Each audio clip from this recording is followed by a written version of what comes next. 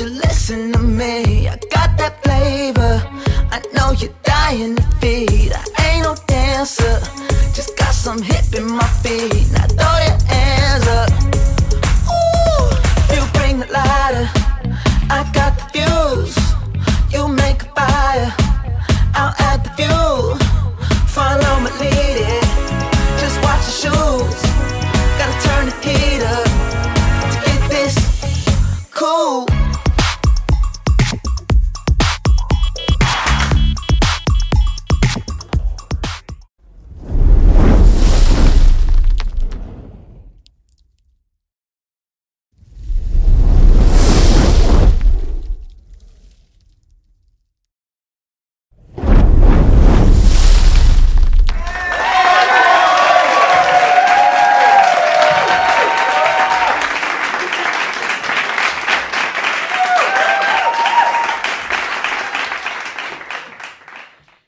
Welcome back to the Kempire channel, your #1 source for pop culture news and music, entertainment, reality TV, and so much more. 'Tis the season to be jolly. Fa la la la la la la la. This is a Hot Topics Live and your Diddy update. We got a lot of stuff to unpack and to talk about. But first, as always, don't forget to like the video. Don't forget to subscribe. It is a subscribers only live chat. Let me turn off my notifications because my notifications are already annoying the hell out of me. I will be here for a short time, not a long time, okay? We do this every once in a while, and as you know, we were live earlier today recapping Real Housewives of Potomac and recapping Married to Medicine. So this live is not reality TV related. It's not Bravo related at all. It's just Hot Topics because, as you know, you get more than just reality TV recaps here on the channel. You get everything in pop culture. And as you know, when you come to a Kempire After Dark live experience, that is exactly what you'll be getting as well. A mix of both worlds, but very explicit. And if you've been to a Kempire After Dark live experience, then you would know exactly it's not what you get here on YouTube. It's very different. And of course, meet and greets are available as well. So we take pictures, we kiki, we talk. I make videos for some of y'all friends that couldn't make it. Just saying. Anyway, so the next stop on the Kempire After Dark live tour will be coming to London. Yes, London on December 8th. December 8th, we'll be bringing the Kempire After Dark live experience to... Where's my... Oh, there we go. We're bringing the Kempire After Dark live experience to London at Neon 194. Ticket information is now available. Grace Report will be joining me on stage. We've got Your Aunties Could Never. They'll be joining me on stage as well. So make sure you're... oh, wait, hold on. You guys can't see me? Hold on. How come you guys can't see me? I see me. Here go the Mercury retrograde. I can see me, but how come you guys can't see me? Let me see what you guys can see on YouTube. Hold on. Let's see what is showing up on YouTube. Please hold. Please hold. Let me see. Let me see. You guys can't see me?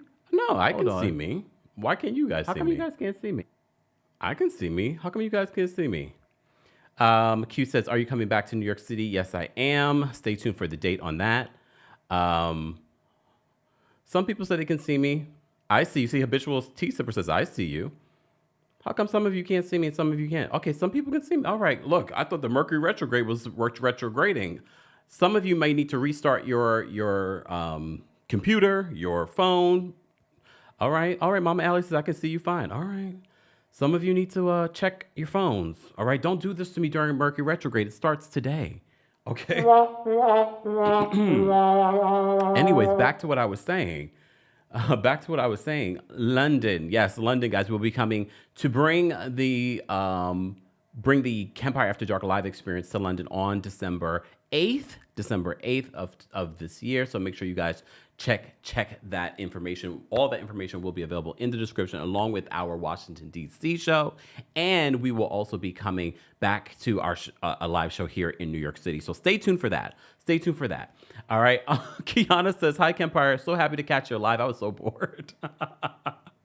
Not so bored, but I appreciate it. I told you I didn't promise you whether or not I was going to come live because we did do 2 live shows. But I was like, all right, I felt up to it, and I wanted to talk about some hot topics that we haven't had a chance to talk about, and some breaking news, including some Diddy stuff as well. And I'm sure you want to know what Diddy will be having for dinner on this Thanksgiving if he doesn't make it out of jail this week. Am I supposed to feel sorry for him? Am I supposed to feel sorry for him? Because I don't. But we'll get there. We'll get there in a second. So as you probably know, the number one movie in the country is Wicked. All right? Wicked is the number one movie in the country. Come on, give him a look. That's amazing for both Ariana Grande and Cynthia Erivo. I haven't seen it yet. I would like to go see it, but you know how I feel about crowds, okay? I'm not here for that. I'm not here for, everybody's up on me. It's flu season, even though I got my flu shot. I'm going to wait until the hype dies down. I don't think the hype is going to die down anytime soon, but I would like to see it in a theater, but fine, okay? But I would like to see the Wicked movie. I did see it on Broadway when I went to London. When I went to London, that was the first time not on Broadway, on the West End. That was the first time I ever saw Wicked on stage. I never saw it here in New York on Broadway. But congratulations to them, the number one movie in the country. But a conversation about how much each actor was paid to be in the movie started circulating this morning. And you might be shocked as to what Cynthia Erivo was paid. Or maybe you're not. Because, you're used to them underpaying black women in Hollywood. Maybe. Look, maybe you're used to it. But some of us are still very much shocked. And how much Ariana Grande was paid. And look, this is not taken away from Ariana Grande. This is not on Ariana Grande. She's not the one who makes these decisions. So, Distractify writes this. They said, many years we have waited for Wicked Part 1 to appear, and on Friday, November 22nd and November 21st in most theaters, the movie adaptation of the smashed Broadway musical finally arrived. So, no spoiler alerts. They said the film, starring Cynthia Erivo as Elphaba, there you go, the Wicked Witch of the West, and Ariana Grande as Glinda, the Good Witch of the North, exceeded opening expectations by earning a record-breaking $114 million during its premiere.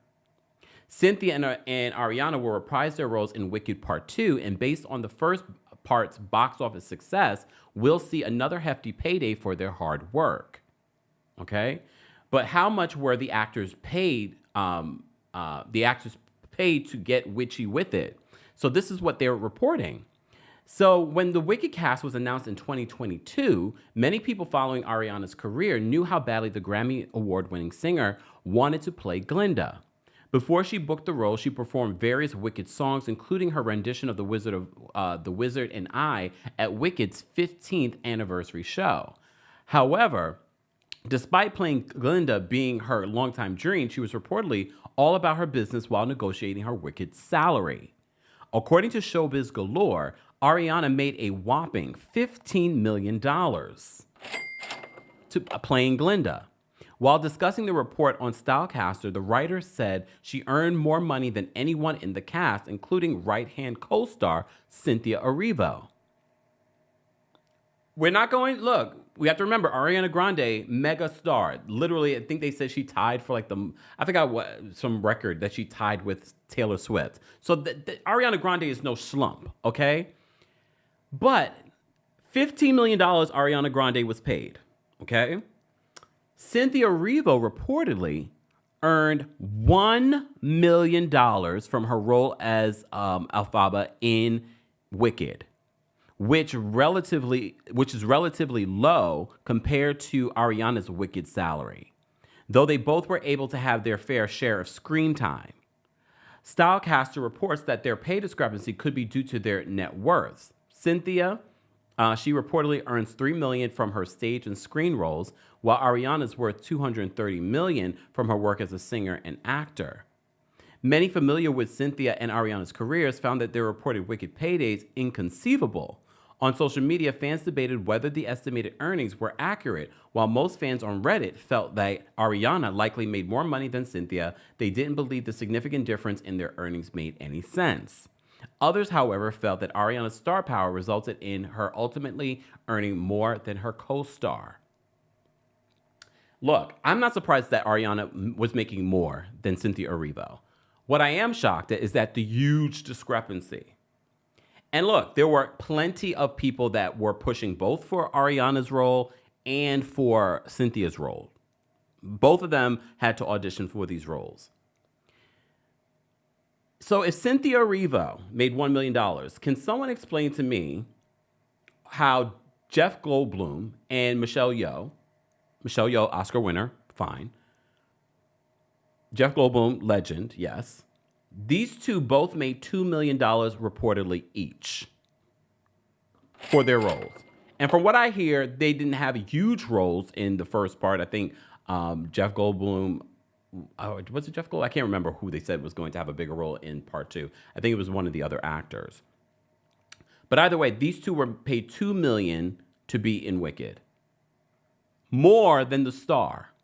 More than Cynthia Erivo. So reportedly, Cynthia Erivo is going to be put up for consideration for the Oscars for lead actress. Ariana Grande for supporting actress. I think they did that strategically so that both would have an opportunity at actually winning.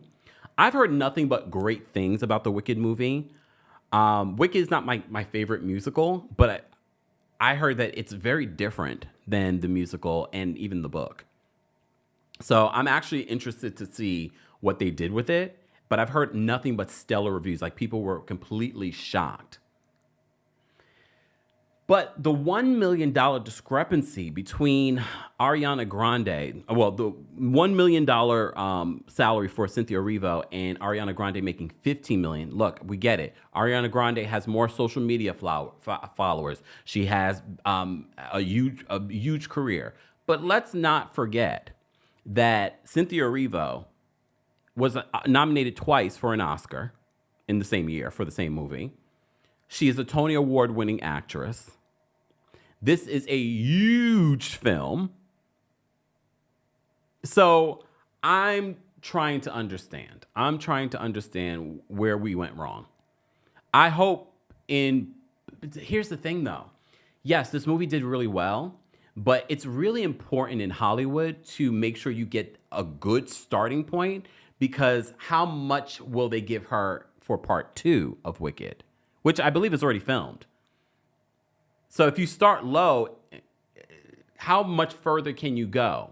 I mean, they could go as further as they want, but sometimes that's what they use in their negotiations. Like, well, we gave you $1 million, so there's no way that we can give you $15 million. I'm not saying it's impossible, but I could see that being an argument. Nadia says potential EGOT status. Yes, she already has an Emmy, a Grammy, another Emmy. What was it, Emmy? Yeah, EGOT. Emmy, Grammy. She doesn't have the Oscar, but she's been nominated for Oscar, and she has a Tony. And they said if she wins it, she'll be the youngest EGOT. So, yes, KB says, yep, it's already filmed. And shout out to the director of Wicked. I heard he did a fantastic job. I've seen so many different videos where people are talking about how this was filmed. A lot of they did use CGI, but they didn't use a lot of CGI. The actors all had to sing. Cynthia Erivo did her own stunts. So wait a second. So Cynthia did her own stunts. Look, y'all saved money on a stunt double. Cynthia, you good. But she says, look, the interviews for Wicked have been interesting. People have made all kinds of parodies and jokes about the interviews between her and Ariana. I will say, though, some of the solo interviews that Cynthia has done have been far better. I don't know what it is. And I appreciate them being emotional and caring and loving towards each other. I actually prefer the Cynthia Erivo interviews that she's done alone, to be honest with you. Okay? Creme Brulee said she would also be the first Black British woman to become an EGOT. I mean, you don't get anything special besides the glory of being an EGOT, but it's still a big thing. I will say this, though. There are quite a few people getting EGOTs, but the way they originally was supposed to be gotten, like you were supposed to be just an artist, some people are getting these EGOTs because, I produced a Broadway play, as opposed to being in a Broadway play. I'm not shading, but I'm shading. Just saying. As someone that grew up learning what an EGOT was when there weren't that many EGOTs in the world. Now all of a sudden, everybody named Mama EGOT. Sorry. I said what I said. But anyways, Cynthia Erivo did her own stunts, and she sang live. Like, they're singing live. Shout out to all of the actors that were involved in this. But Cynthia was doing all kinds of flips and turns, flying with a broom. She said she had to train for this. all for $1 million. And my thing is, if she was paid $1 million, doesn't mean that she received $1 million. Between taxes, agents, managers, then how much money did Cynthia Erivo actually walk away with? I'm just saying. It will be interesting to see what she will be paid for part 2. But like I said, when you start low, that's why when they say when you negotiate, you should always ask for an astronomical amount, because then you can work your way down from there. But that's why anytime, shout out to all my influencers and content creators, when they ask, so what's your budget? What's your budget? How much can you really give me? Because look, Taraji P. Henson during the promo for The Color Purple talked about how Black actresses are underpaid in this business. And a lot of people said, Tyler Perry was the person to pay me my worth. Look, how much she pay you? You know what it is? We need to start talking more about how much we're getting paid and be very open about it. But I get it. People don't want to talk about how much they're getting paid because some of that will explain how they're not as rich as people think that they are. You know who I appreciate for talking about her, like being very vulnerable about that? Keke Palmer. Keke Palmer is a star. Like, she's still so young. Her future is so freaking bright. I just love her. And yes, she's a Virgo.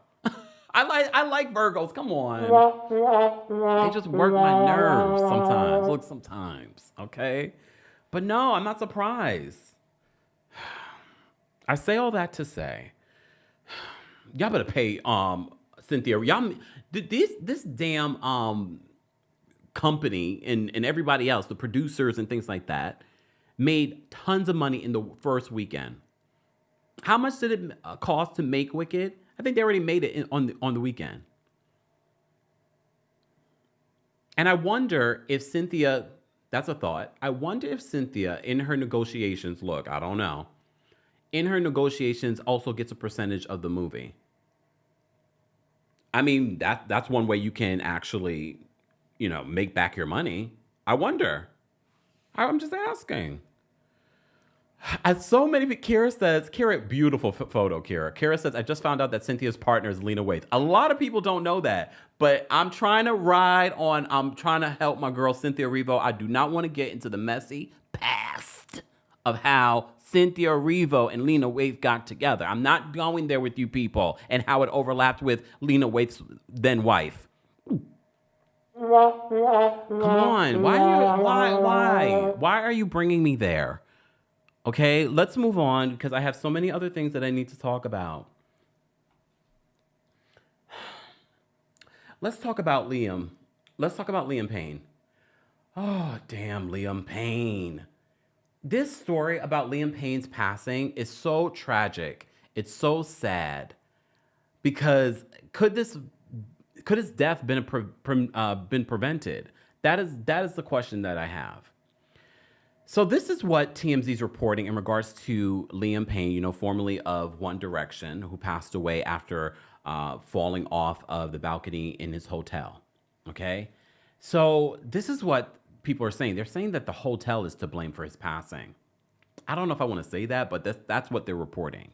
So TMZ says that Liam Payne was trying to escape his hotel when he fell to his death, and the hotel knew he was threatening to use the balcony as the means to escape, but left him by himself. This according to witnesses. The police report a 911 call and surveillance video. I'm not going to show you the screenshots. If you would like to see the screenshots from TMZ's report, that's available on their page. So TMZ says, here's what they know. Liam hated being locked up in hotel rooms, something he had to deal with during his time in One Direction. He talked about that in a recent interview. He had used the balcony escape plan before, most recently in mid-September, when sources with direct knowledge tell TMZ Liam's bodyguard was concerned he might have been on a drug binge and forced him inside a room in a Florida rental house. Liam escaped from a balcony using a garden hose to reach the ground. At the surveillance shots from the Casa Sur Palermo Hotel in Buenos Aires, Liam who was disruptive in the lobby and clearly under the influence, is they said splayed out on the 3 hotel workers carrying him to his room minutes before he fell to his death. Liam is clearly conscious, although TMZ blurred his face, he is holding his head upright. So, and just 2 minutes before he was carried, Liam was standing upright in the lobby, and they have a photo from the surveillance video. So when the hotel employees got Liam to his room, he struggled with them, clearly not wanting to go inside. They have a photo of that as well. The hotel used a master key to enter the room, put Liam inside, and according to the police report obtained by TMZ, they removed a mirror from the wall directly outside his room, presumably so he wouldn't damage it. This is interesting. So they had a master key, but they weren't able to get into his room when they called 911 saying that they were concerned for his safety. It's obvious Liam told the employees he did not want to be in the room and would use the balcony as an escape because one of the employees called 911 minutes later and said they feared he might use the balcony and accidentally hurt himself. According to the 911 transcript, the hotel employee said, "I don't know whether his life may be in danger. He is in a room with a balcony and, well, we're a little afraid." So the hotel employees left Liam alone inside the room where he fell to his death. It's apparent he was trying to escape via the balcony because when his body was found, he had a bag strapped around his shoulder. Oh. Which was not on him when he was carried from the lobby. Oof. Police also found a hat on or nearby Liam's body. The hat is telling he had to have put the hat on inside the room because it wasn't on him in the lobby. It seems Liam was trying to get from the third floor balcony to the second floor balcony and then jump a short distance to the ground. This theory is supported by the police report, which says 2 days later, 2 days after Liam's death, a hotel employee went to the second floor room right below Liam's and discovered a brown leather bag, not the bag strapped to his shoulder, on the balcony with a note inside that said, "For Liam," along with various pills and a bottle of Jack Daniels. The report says that the bag belonged to Liam, so presumably he dropped the bag to the second floor balcony before attempting to drop down himself. This is sad. Sounds like his death could have been prevented, clearly. The coroner says that Liam may have been unconscious when he fell, but he was clearly conscious when he strapped the bag to his shoulder inside his room and walked to the balcony. One source says, with direct knowledge, believes that Argentinian authorities are trying to protect the hotel, and that's why they've gone after 3 people, a friend, a waiter, and a then hotel employee who allegedly supplied Liam with drugs.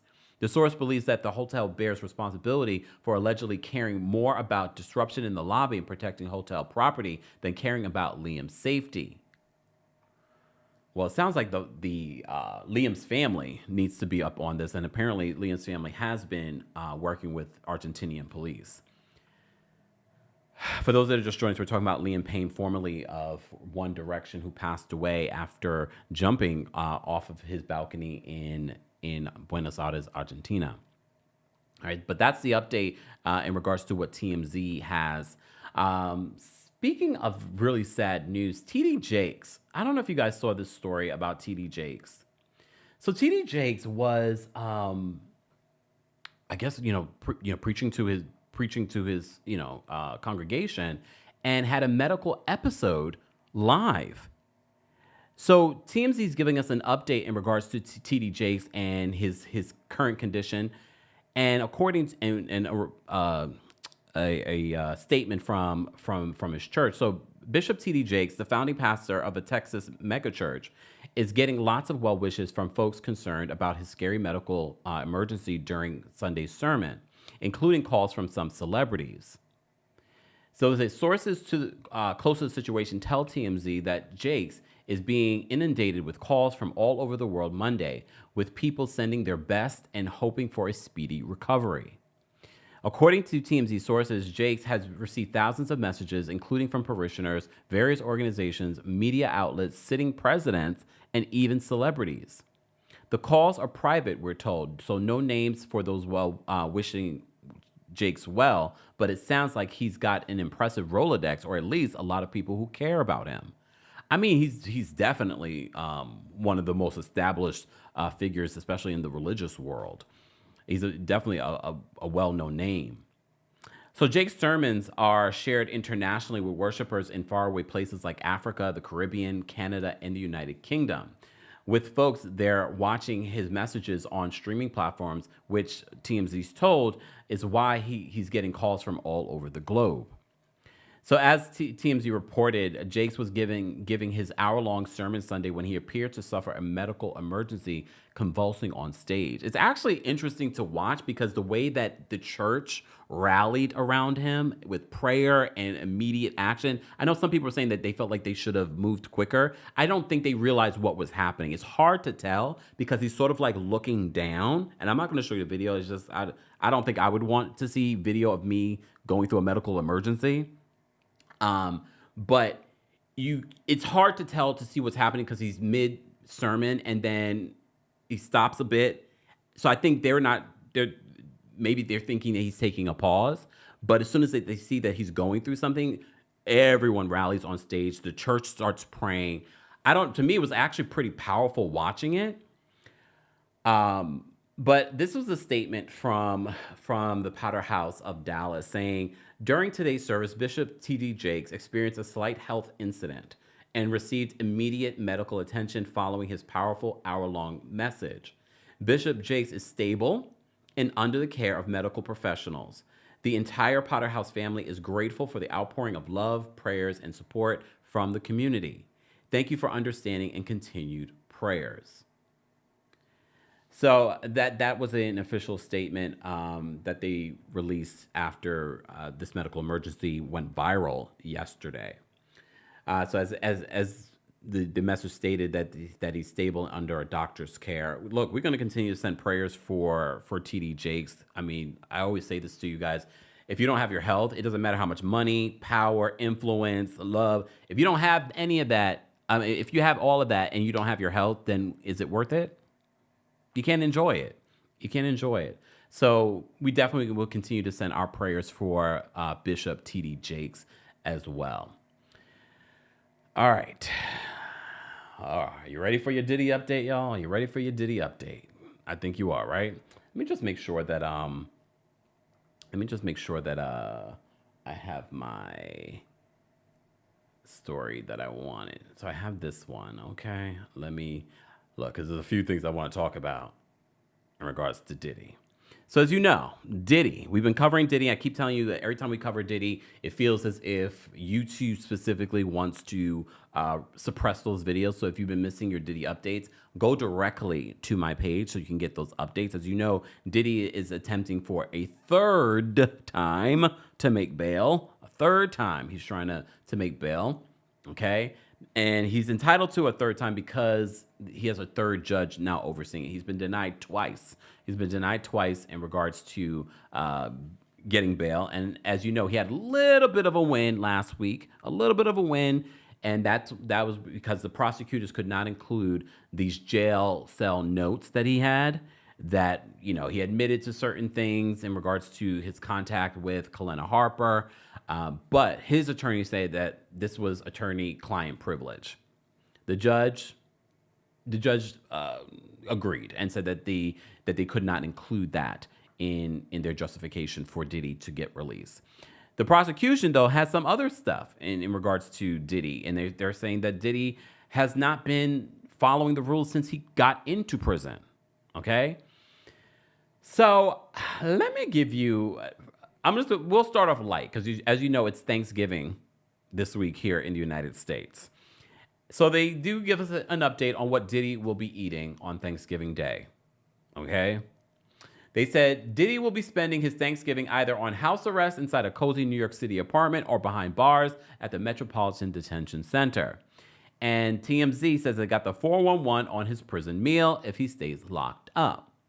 The disgraced music mogul will have to endure a yucky turkey dinner in the slammer if federal judge rejects his fourth request for bail this week. I really find it interesting. Oh, sidebar. They did say, he wanted to possibly get released and be able to stay in Miami. They're saying that he could not stay in Miami because there is a dock behind his house. And although there's not a boat there, they say that his Miami home would not be sufficient. So he probably would have to stay here in New York. I was kind of looking forward to him getting that bad juju out of New York, but it is what it is, okay? I don't know if they're going to even release him. So TMZ continues. It says, as you know, Diddy has already been shot down to 2 other times by judges to be released on a $50 million bond as he put up his Miami Beach mansion as collateral and offered to be placed on house arrest with 24/7 security, among other conditions. He wouldn't be around any women. He would only have his family come over. He gave up his daughter's passports, his mother's passport, even used his mother's home, okay, as collateral. So they say if he stays in jail, though, Diddy will be forced to consume a standard 3-meal Thanksgiving Day menu, starting with breakfast, which includes fruit, cereal, pastries, and skim milk. Then for lunch, Diddy will munch on turkey roast, hot and sour tofu, mashed potatoes, mixed vegetables, cranberry sauce, turkey gravy dinner, rolls, and holiday pies. For dinner, Diddy will be served a peanut... No, shut up. Y'all, this can't be right. This is not right. This is not true. So for his dinner, he better enjoy lunch. For dinner, Diddy will be served a peanut butter and jelly sandwich. Come on. I'm not making this up. They got the report. I'm looking right at the report. P&B and jelly. Potato chips, whole wheat bread, fruit, and a beverage.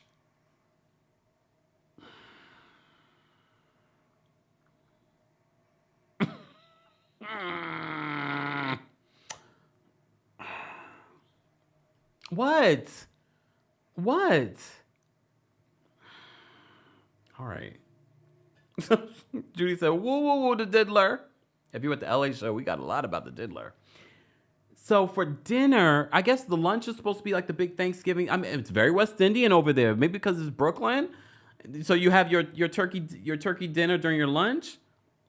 Okay, but for dinner, he's going to be given a peanut butter and jelly sandwich, potato chips, whole wheat bread, and a fruit beverage. So wait a second. Are you getting a peanut butter and jelly sandwich and a slice of bread? That's a lot of carbs. Don't send me to jail. I don't need any more carbs in my life. That's a lot of carbs. And potato chips? And a fruit beverage. Okay.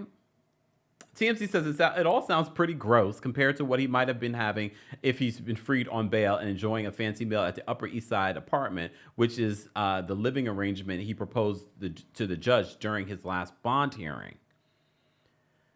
Okay, Diddy. But of course, another day, another Diddy lawsuit. Let's just talk about what Deadline's reporting. They said in their headline, Sean Diddy Combs' decade-long pattern of violence has to be a factor in the latest bail consideration, prosecutors tell the judge. So this article came out today. So I said I wanted to talk about it here. So the outgoing U.S. attorney... Oh, did you hear about this? So people are speculating that this has to do with Diddy. No. The outgoing U.S. attorney for the Southern District of New York, Damian Williams, he's leaving. He's resigned. But we have to remember, there's also a new president coming in. All that's related, okay?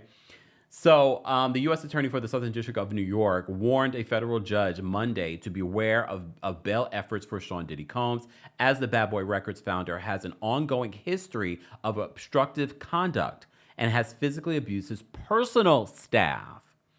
Combs is charged, as you know, with racketeering, trafficking, transportation, blah, blah, blah. The 55-year-old Grammy winner, who entered a not guilty plea after his arrest September 16th, is also facing a flood of civil suits filed almost daily centered on his celebrity-attended, drug-fueled, and videotape freak-offs. He's looking at life in prison if found guilty in the criminal case, a trial set to start on May 5th. So, in fact, citing currently incarcerated Combs for his decade-long pattern of violence, Damian Williams' office painted a picture today of the defendant for the judge that is far more vivid than almost anything we have heard from the circumvent U.S. attorney so far. So let me read to you what he says here, okay? So they said, over the years, the defendant's physical and sexual abuse has taken forms often in the context of long-term romantic relationships. Throughout, there was a common theme. The defendant repeatedly and consistently forced and coerced women women to satisfy his sexual desires. Often behind closed doors, the defendant engaged in acts of violence against women, including throwing them to the ground, dragging them by their hair, kicking, shoving, punching, and slapping them. He manipulated, coerced, and extorted women, including by applying them with drugs, threatening to withhold financial support, and threatening to disseminate S-tapes that the defendant had made of their sexual encounters. He intimidated women, including by displaying firearms, threatening them, showing up at their homes unannounced, and attempting to beat down the door, on one occasion with a hammer. Beyond his romantic partners, the defendant also physically abused his personal staff. Former staff members have described the defendant threatening to kill them, throwing objects at them. Is this KK? Christina Coram? Is this her? Because we haven't seen or heard from her. Former staff members have described the defendant threatening to kill them, throwing objects at them, and being struck, punched, and shoved by the defendant, and seeing him do the same to others. The significant history of violence must be taken into account when viewing the defendant's obstructive activity. Taken together, there can be no doubt that the government has proven that the defendant's dangerousness by clear and convincing evidence. Well, Diddy's attorneys, as you may recall, in their original motion in response to the Southern District of New York, they said that, well, what happened with this guy, the former CEO of Abercrombie, Mike Jeffries? How come he was released on a $10 million bail, and a lot of the accusations against him are very similar to Diddy? They're not exact, but they're very similar when you read through it. So after some rough going hearing at the New York's Daniel Patrick Moynihan courthouse on November 22nd, in the third attempt by Combs' lawyers to get him sprung with a $50 million bail package, the judge told all parties he wanted further submissions by 9 a.m. Pacific time, so 12 p.m. New York time, Monday, before making decisions. With conflicting accounts of what really went down during an alleged pre-planned raid a few weeks ago on Combs' cell at the Metropolitan Detention Center, the ruling from the judge on whether Combs could get bail and end up under 24/7 surveillance in a 3-bedroom apartment in Upper East Side apartment is expected anytime before Thanksgiving. The judge don't want to think about this stuff right now. The judge doesn't want to think about this stuff. Someone just asked, do you think that Trump will pardon Diddy? Nope. I don't think Trump is going to pardon somebody else before he pardons Diddy. I don't see that happening. First of all, you can't pardon someone that hasn't been convicted yet. Right? I'm pretty sure that he hasn't been convicted yet. So although the defense has an inclination to link itself to some of Donald Trump's more recent legal battles, today they are very much planting a flag of family and free speech for their client. For months and months, government agents, plaintiffs, attorneys, and others with questionable motives have been polluting the airways with false and outrageous claims about Mr. Combs, the 8-page correspondence signed by Diddy's attorneys. They said this nonstop drumbeat of negative publicity has destroyed Combs' reputation and will make it virtually impossible for him to receive a fair trial. Mr. Combs is not required to sit idly by and acquiesce to all of this. Acquiesce, I love that word. He has a right to a fair trial and a constitutional right to speak out on his own behalf. They add in terms used in previous filings. The government's arguments that asking his children to post birthday wishes on Instagram and that he is not entitled to publicly express his opinion that this prosecution is racially motivated are quite simply an unconstitutional effort to silence him. The defense also says that the government is essentially arguing for a standard in which that the entire press community and civil plaintiffs and the government itself can wage war against Mr. Combs' reputation, but Mr. Combs can't even try to influence public opinion himself in response. That is simply not the law. Sidebar, not to say that this is the same thing, but did you guys watch the Martha Stewart documentary on Netflix? Well, I used to think that Martha Stewart really did that thing, but now after watching the documentary, I was like, oh, so maybe Martha didn't do anything. Maybe the Southern District of New York was just really after her. It's not the same thing because we've been hearing about Diddy's dirty deeds for many years, but I'm just saying I had to add that. That's me twerking on a fence, but not really. Okay. So filing after the defense this morning, the slightly redacted document from USA Attorney Damian Williams, who is soon to be replaced by Trump appointee. So for those that were confused, Trump appointee Jay Clayton, for most part, sidesteps constitutional issues and rips the defense team led by his attorney, Diddy's attorneys, for the lack of, quote, meaningful guardrails in place in this latest swing at bail for Combs. The Southern District of New York's USAO also hit hard at the defense counsel blasé attitude toward breaking these rules while simultaneously asking this court to release their client. They added this, does not give the government any confidence that the counsel will be able to police the defendant's conduct with any rigor. And with what could be called a hard kick in any bar fight, it went on to say, indeed, contrary to representations by counsel just days ago, the defendant has continued to engage in unauthorized communication with family members from the MDC by using another inmate's Contact Me ASAP account as recently as yesterday. So he's still breaking the rules?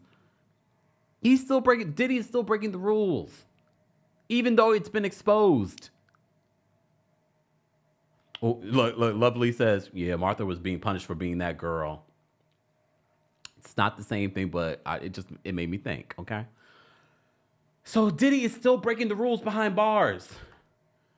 He was already exposed for breaking the rules, and he's still breaking the rules. But why am I surprised? He's been breaking the rules because he got away with it for how many years? Let me continue, because we're not done. Buckle up, y'all. So they said, while a bit more inside baseball than other comments, the U.S. Attorney's Office made in its 13-page letter on Monday, the prosecution assertion of the shell game being played by the defense may prove that the most damning in any bail determination. They said after defense counsel represented unequivocally at the prior bail hearing before Judge Carter that the defendant would not reach out to grand jury witnesses, it became clear that the defendant had done just that. Phone records and electronic evidence shows that the defendant contacted witness one, hey Kalena Harper, repeatedly leading up to and after his appearance in the grand jury, and then the defendant apparently deleted the messages from his phone. They stated with reference to Combs' longtime girlfriend, Cassie Ventura, aka they're saying it's Cassie, aka Witness One, who sued him for abuse and R in a short-lived suit last year that was settled in 24 hours for around $30 million. They said, finally, it cannot be ignored that the defendant's proclivity for obstruction appears to have continued as recently as last week in court, when it appeared the defendant provided falsified documents to the court. Oh, shoot. During a hearing convened to address his accusations of government misconduct. The feds added of Combs' accusation that the documents and notes labeled legal, his jail cell notes, had been improperly taken and photographed by MDC staff during the raid on his cell and locker. So they're saying that they consider the documents that they are talking about were falsified. They said, splaying egg all over the face of the defense, it turned out a number of those pages didn't actually have the term legal on them, on the original documents. A fact that out and out pissed off the judge last week. Oh, so acknowledging the error, as it were, of the papers not labeled legal and then suddenly labeled legal in the November 22nd hearing, the defense was noticeably silent on the issue today, as well as over the more specific matters of obstruction raised by the government. However, in a second filing after court hours Monday, the defense did say Mr. Combs objects to the government submission to the extent it goes beyond responding to the court's specific question and requests that the court not consider any new or repetitive information in the government's letter. All of which is saying we plan to try again if you deny us bail this time. OMG. I'm not done with Diddy though, y'all. I'm not done with Diddy. I got a couple more things that I need to mention in regards to Diddy. Okay? Let me see. So that is the update in regards to what's going on currently when it comes to Diddy's bail hearing, okay? And what both the prosecution and Diddy's attorneys are saying. It's going to be interesting. So Rolling Stones has this article that Sean Combs physically abused, threatened to kill his staff, prosecutors claim. So that is what we reported to you in regards to the Deadline article. So Rolling Stone also reported on this a little bit earlier today. I just wanted to see if there was anything new from this. No, I don't think so.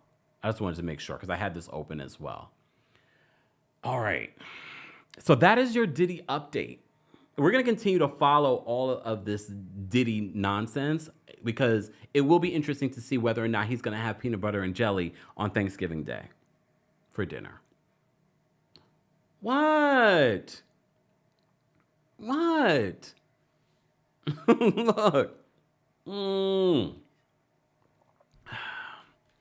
I'm not done though, because I wanted to give you a follow-up. Remember we talked about Khalid, the singer, being outed by a former boyfriend? Well, Khalid just went on his Instagram story to talk all about it and break down some of the misinformation that his ex from like 4 or 5 years ago. So he went on his social media and said this in his Instagram story. Okay, guys, I'm going to play this for you. It's Khalid here. I just wanted to come on here and address some things so we could just leave this all in the past.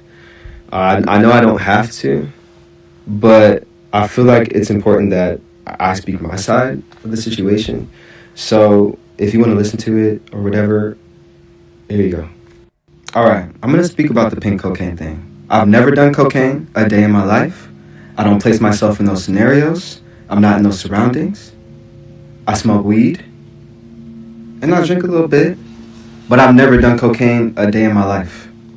For real. Let's tackle this escorting thing. I've never paid for sex a day in my life. Ever. I've never paid anybody to date me. I've never paid anybody to be in a relationship with me. Ever. I'm honestly... Pause. He also called Khalid ugly. And if you can see, this is Khalid with no filter, nothing. Khalid's not a bad-looking guy. He's not a bad-looking guy. I have to say, after watching this, I was like, oh, Khalid. He seems like a nice young man with a nice voice. Anyways, continue. Just trying to watch my tone right now. But that dude and I dated 4 to 5 years ago, y'all. The last time that I talked to this guy was 4 years ago, y'all. This is all random. I don't know why he did it. I don't know what's going on with him. You know, mental health is real. But I haven't even had a conversation or seen this dude in 4 years. I've never accused anybody publicly of breaking into my house. I've never accused anybody publicly of breaking into my house. The only people who even know about a break-in are my close circle. No. Pause. He also has a nice... Look. Are we crushing on Khalid right now? He also has a nice speaking voice. Just saying. Like, I don't really pay attention to his interviews. It's mostly the music that I listen to. But he's very low-key, Khalid. So, sidebar, for those that missed it, one of his exes went on social media and outed Khalid. And some of y'all were like, we already knew. But some of you were like, oh. And then some of you were trying to make it seem like it was a bad thing that he's gay, homophobic. Anyways. Y'all, nobody knew. Because I don't want everybody in my business. Then again, y'all, this is 4 years ago. This is 4 years ago. Where is this coming from? You tell me. Because I really don't know. The only reason I'm even clearing up any of this is because... it's just a little triggering seeing... the few comments. It's not that it's this running narrative or anything like that, but it's triggering seeing a few comments of people painting me as if I'm just some manipulative abuser. It's just crazy to me. Regarding the stories of the abuse,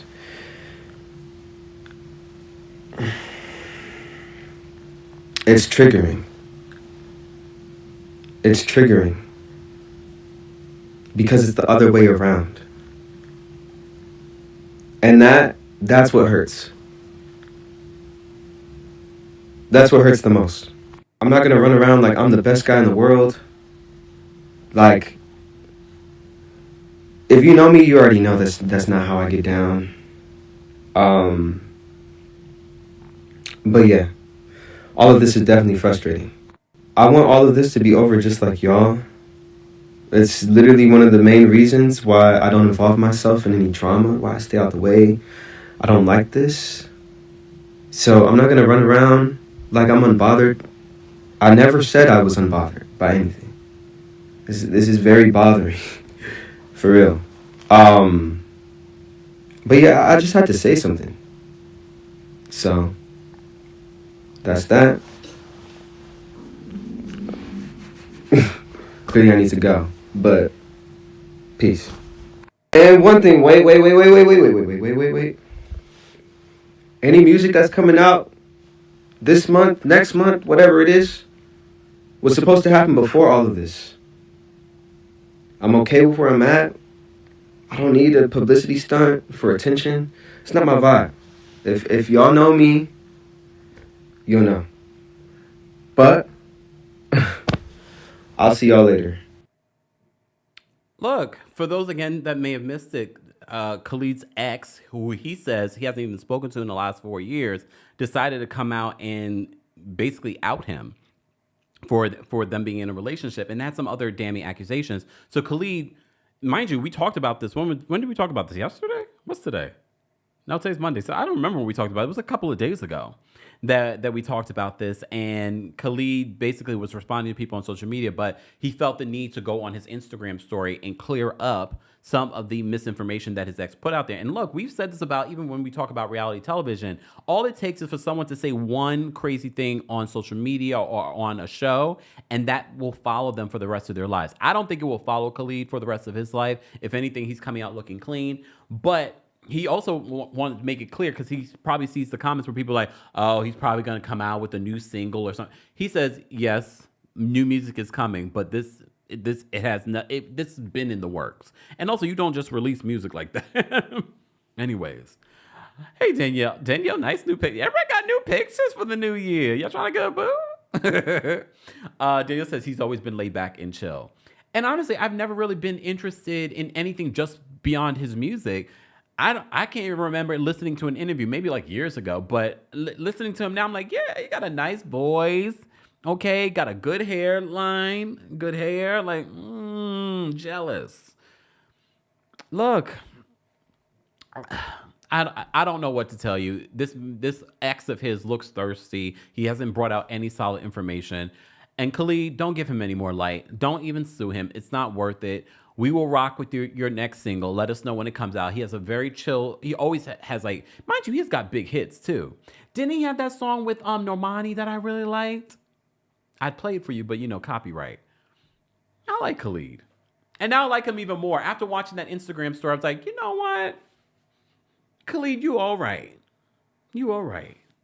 Exactly. Mr. Melon Magic, he just does music and minds his business. Yeah, because, some people are so thirsty for fame. Not everyone, especially artists that are serious about their music, they don't care about the fame. Like Adele, she doesn't care about the fame. She just wants to do her music and move on. Here, dark chocolate. I think or I don't know what you're trying. Here they go. Kempire and Khalid. No. Khalid, how old is Khalid? Probably too young for me too. Anyway, all right. I'm gonna be a gold digger. How much he make? How much he worth? No. Oh Lord. Anyways, Cleopatra says the ex is definitely giving thirsty vibes. You know what it is, and I've said this before, and then I'm gonna end it here. I feel like in this day and age, and I feel like I'm at that particular point in my life where I'm like, I feel like the next generation is all about the viral moments. They will do anything for a viral moment. I feel like that the next generation, whatever the generation after my generation is, they're all about going viral. TikTok, it's all about going viral. Everyone is trying to go viral for whatever it is. They feel like, and look, people are being rewarded for it. Look at Mom Talk, those Mormon wives. They went viral on TikTok, and now they have a show. People are being rewarded for this bad behavior, not realizing that, yeah, there are some people that go viral and they end up having a career. But if you look at the math on it, There's not a large percentage. If it's say of those people that have gone viral, maybe like, and I'm being generous, 5% actually go on to have actual careers in this business of being a known person. Honestly, you're right, Kat. This generation should be called Generation Clickbait or Generation Viral, because everyone is trying to do that. Everyone is trying to have this moment. And I think because of social media and because of platforms like TikTok, they're celebrated because of that. They get rewards. So, anytime you give a reward for something, people are going to continue with the same behavior. Not realizing, and for those that have gone viral on places like TikTok or other social media platforms, they see that you go viral and then all of a sudden it doesn't do anything for you. It doesn't give you a brand. You don't learn how to create a brand, maintain a brand, or to do the work to continue to elevate from said going viral. So I see it all the time on TikTok. Someone gets a viral video and all of a sudden they're like, oh my God, but my other videos haven't gone viral. So they're looking for the next thing to go viral. And they're not thinking about the business side of that. Okay, you've gone viral, so how can you turn this into an actual brand? Or is it an actual brand? You know who's done a really good job of that recently? Risa Tisa. She went viral for her Who the F Did I Marry? She got the right representation. She's partnered with a lot of really great brands. She's turned her viral story into an actual show that's going to be produced.